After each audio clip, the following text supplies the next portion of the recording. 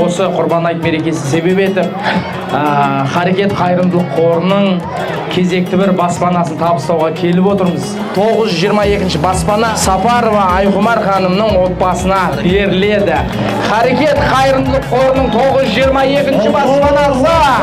Құрмет, қошемет!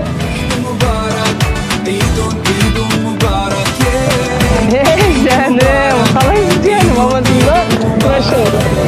Айқұмар жеңгей, бұл көзден шыққан жас қуаныштың жасы. Әрдайым қуанғаннан көзімізден жас шығып жүре берсей.